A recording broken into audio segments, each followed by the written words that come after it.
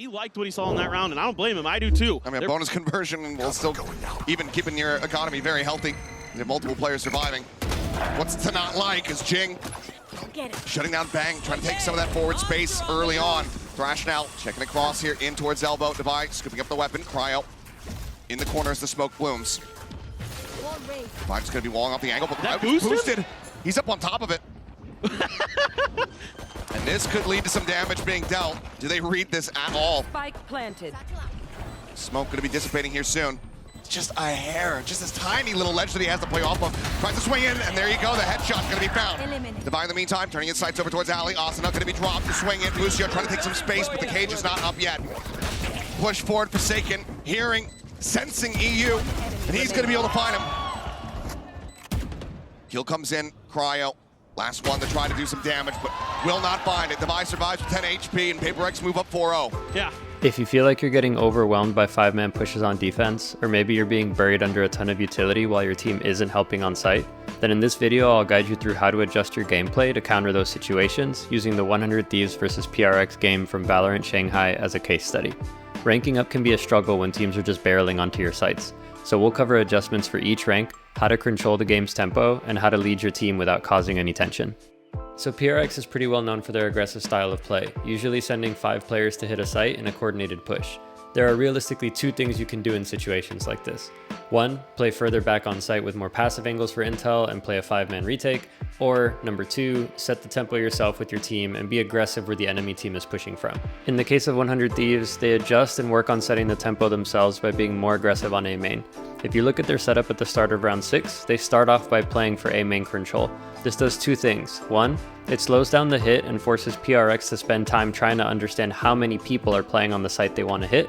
And number 2, it forces PRX to use utility before they can get onto a site, making it harder to control and keep the space on site on a retake. In the next round, they're forced to use way more utility on main than they like to get into it. They're forced to use race satchels, breach stun, aftershock, all just to try to take control of A main. Now as the round progresses and they call to make their way to B, they don't have that utility to both take the sites confidently, but also to keep the site control on a post plant. Notice how the Raze doesn't have any satchels or nade to help clear site, Breach doesn't have his stun or aftershock, and now they're forced to use a breach ult just to get onto site. That's all because 100 Thieves decided to start being aggressive on A main to prevent the 5-man push from even happening. Let's look at one last example. Again, look at how much utility PRX has to use now that 100 Thieves has started being aggressive in main. They use one of the largest space creating utilities in the game with Raze's ult, and they still have to stay back for a while. So 100 Thieves is setting the tempo here by not allowing PRX to push through easily. Now as the round progresses and PRX actually calls to stay on A, they end up in a situation that's unfavorable to them because of the utility spent earlier in the round being pushed back. Something could clutch this round and get into a better position, but because he had to use Dizzy earlier just to take space of main, he doesn't have anything other than a wingman to force Boostio off of this angle. What 100 Thieves are doing here is forcing PRX to play into their advantage by not letting PRX set the tempo early on and just holding passive angles on site or playing for retakes. So how can you take this and apply it to ranked? If you want to watch a specific rank, just skip forward using the chapters, otherwise let's start with Iron, Bronze, and Silver. Your goal at this rank is to slow down the hit, not stop it.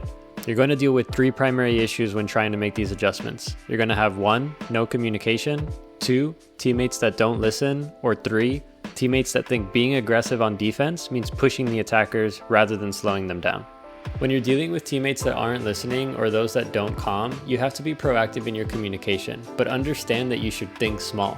100 Thieves was able to have larger, coordinated plans requiring 3 to 4 teammates, but in ranked and especially at lower elo, you should focus on making a plan with 1 to 2 people max. Find a teammate that has complementary utility to you and let them know what your individual plan is first, and then follow up and ask if they can help support that plan. Don't tell them what to do, tell them what you're going to do and ask for support. If you don't get it, that's fine, but the goal is to let your team know that you have a plan so that you give them some space to potentially help you out. If you're an Omen, for example, find a teammate that has some sort of molly or nade to back attackers out of a one-way smoke you place down in A main, and say I'm going to one-way this, if they push through the smoke, can you nade it to back them off? Again, the goal here is not to tell them what you want them to do, but ask them for support in what you want to do. So let's talk about how you slow down the hit.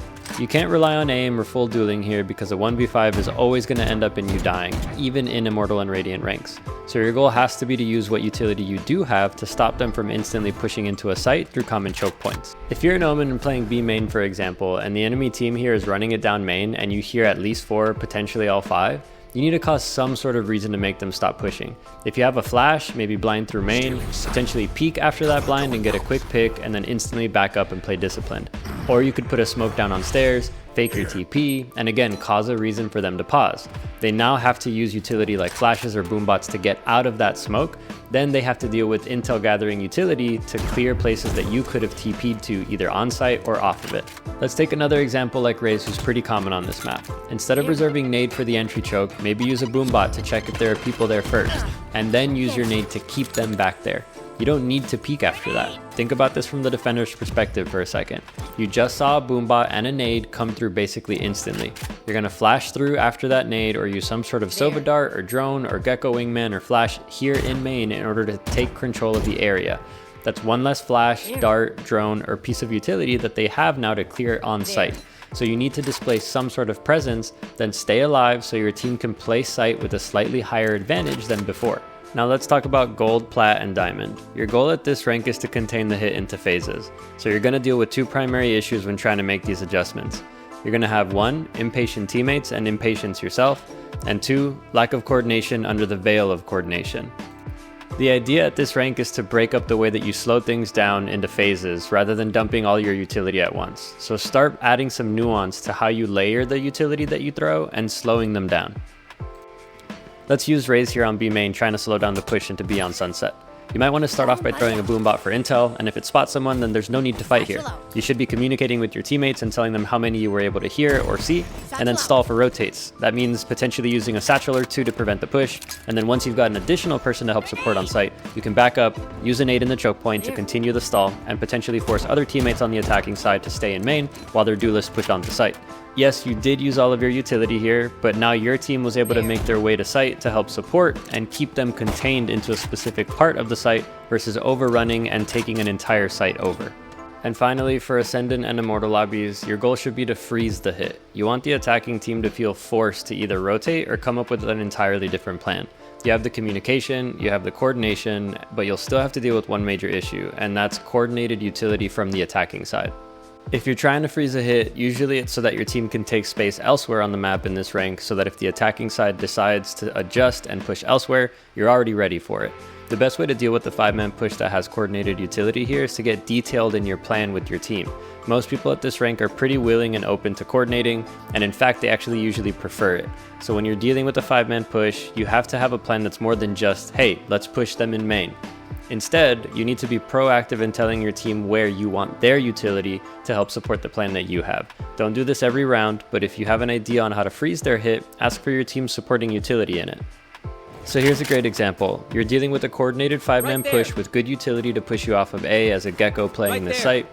Maybe you should ask your controller and a duelist to help you out in elbow and main.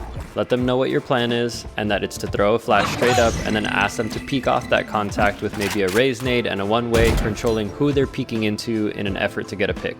The pick that you get isn't the only thing that matters here. What matters is that your team has shown some sort of presence with 3 players on A site, forcing the attacking team to make a decision.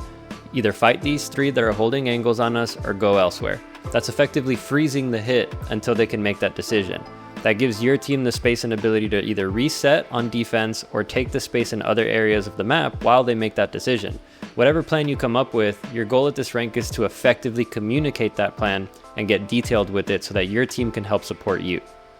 I hope this helped you all, and if it didn't, I'd love to know what you do to stop a 5-man push. These aren't the only ways to deal with them, so write in the comments what you tend to do that you find works best at your rank.